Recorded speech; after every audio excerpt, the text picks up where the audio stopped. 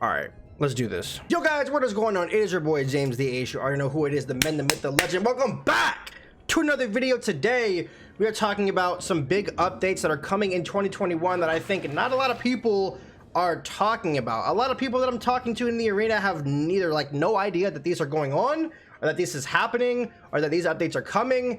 And it's just kind of like, you know, I posted videos on these. I'm not sure if, you know, I don't expect the whole Wiz community to see them, but, you know, I guess it's time for me to talk about them again, because it just seems like the players who are returning back to the game, who aren't keeping up to date with WizTubers posting videos like these, have just no idea what they're in for.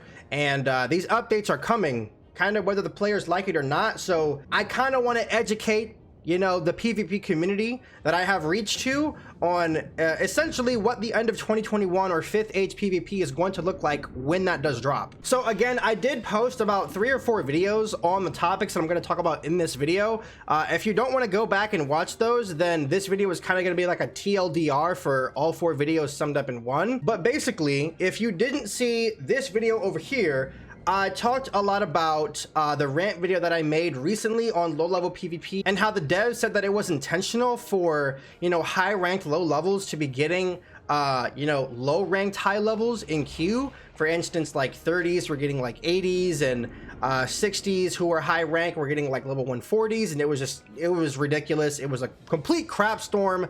But I made another follow-up video that not a lot of people ended up seeing, admittedly, but I ended up saying in that video that Ratbeard actually saw my video. He reached out to me in a stream that someone else was having, and I basically told him like, yo, you saw my video? And he was like, yes, we're actually willing to meet you halfway. We think that we can achieve our goals and do a little something for low level as well, so that you guys basically aren't left out in the dust, or kind of like, I guess, destroyed in the process of balancing out ranked PvP and 140 PvP. So just so you guys know, that is happening. I'm not really sure if that makes me the spokesperson for low level, so to speak. I am talking to the devs as much as I can to get certain bugs and other stuff resolved. And as of right now, if you guys don't know, ranked PvP is level locked. What this means is, if you are level 30, you will only get level 30s. If you're level 40, you will only get 40s, etc., etc. You cannot be a level 60, no matter how much rank you have, can you get a level 140 or above a level 69 in ranked PvP. That is currently in effect right now as of the recent hotfix that we had, I think, a week and a half ago. But anyways, with that being said, a lot of people are trying to bring back certain levels of low level PvP, like legendary, like level 50, 70, 80, and 90, right? 90 is newer, but there are updates that are coming that people aren't talking about, that I don't think people are taking into consideration when they're starting back up these low-level PvP characters. So the absolute biggest thing that I want to talk about right now is the fact that there is a TC level restriction update that is coming to Wizard101 in full. Like, what I mean by this is, there is going to be an update. We don't know if it's happening in the summer update or if it's going to happen in the update after that, but one of these major updates is going to introduce a TC level restriction. What I mean by that is, so let's say, for instance, I really fancy level 25 PvP for some reason, right? So I'm a level 25 life instead of 99. I'm going in queue. I have the best level 20 gear on. I'm pretty sure that's like commander gear or whatever, right? But my main problem with level 20 PvP is people spamming overtimes, whether that be Fire Elf, Poison, or Frostbite, just because, you know, the main hit really isn't that strong, but the overtime hits are. And let's just say I struggle a lot with overtime strats. So me, as a level 25 life ranked PvP player, I am going to pack a lot of TC triage, maybe like 3 or 4, right? Given that I am level 20, when the TC level restriction update hits, I am no longer going to be able to pull triage, because if you didn't know, triage is a level 35 spell.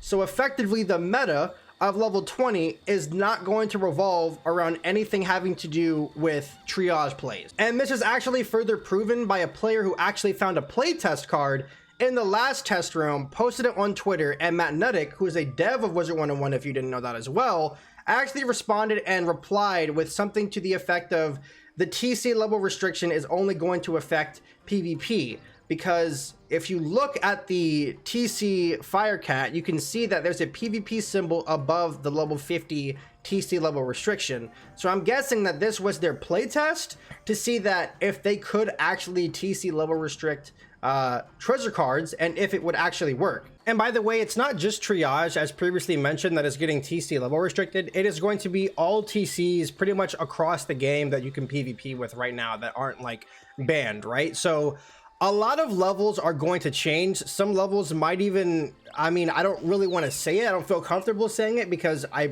could be wrong. But in my opinion, or at least as far as I think, I do strongly feel like certain levels of lower level PvP in specific are going to probably die off for a while until people can start feeling comfortable with the new way that you have to play at these lower levels in ranked PvP specifically.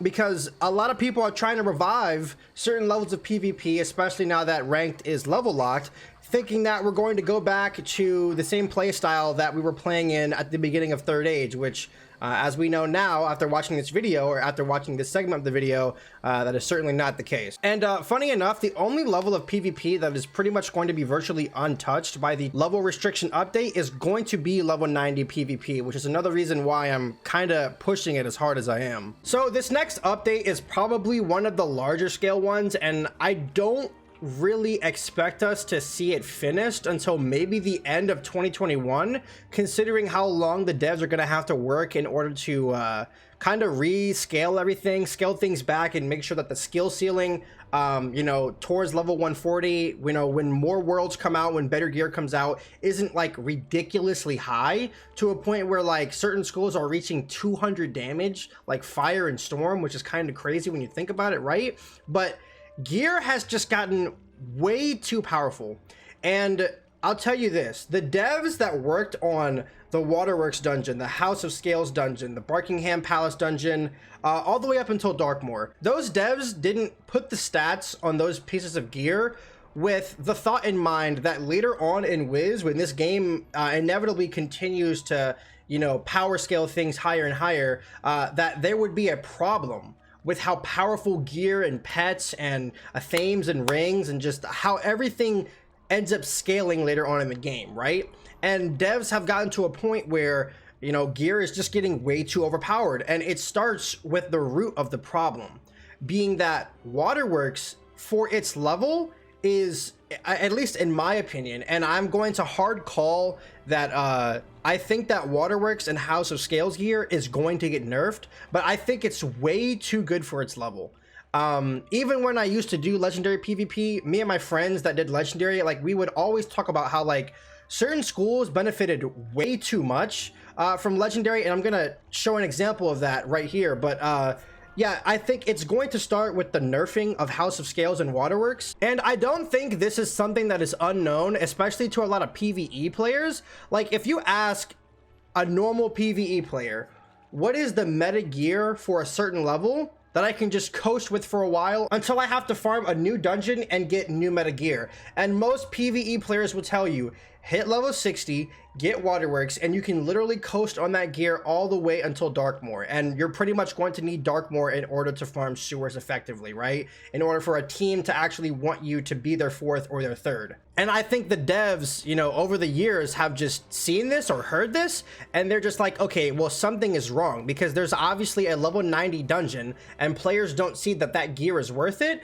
So things need to be scaled back. Certain things might need to be buffed, and Darkmoor and Dragoons especially will probably receive nerfs, albeit tiny nerfs, but I'm assuming that is going to be on the Dragoons end. I actually think Darkmoor is going to receive a considerable nerf.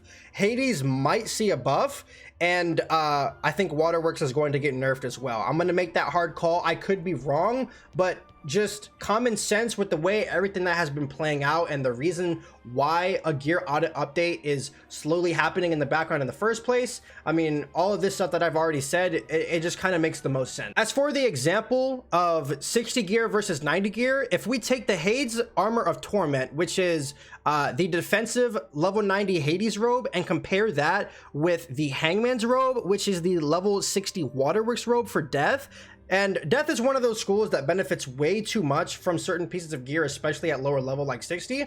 The health is literally comparable. The power pip is way too comparable. You actually lose, what, 7 points of damage in lieu of 3 pierce, which, I mean, you're not really, in PvE, right? You're not really going to need pierce in lieu of less damage for like attacking enemies at the same school. 1, because convert exists. 2, because mass convert exists.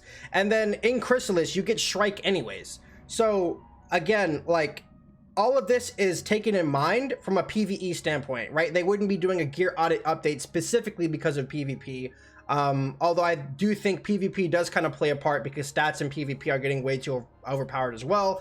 But I think this is primarily a PvE thing because power scaling, you know, in new worlds would just get ridiculous if a gear audit update didn't take place. And to top it all off, there's actually a lot of random inconsistencies with some of the 90 gear, like the Poseidon boots for fire giving balance block. And for some reason, why every offensive Hades piece of gear for the chest plate gives a Lava Lord card.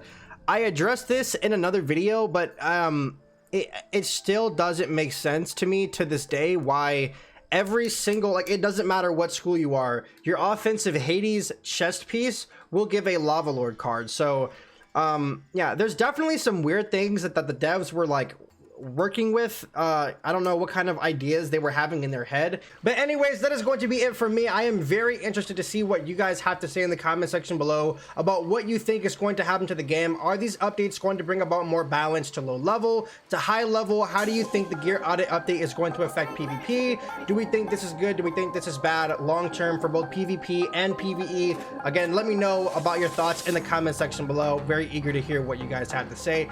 And as always, this has been James the Ace, and I'll see you guys in the next video.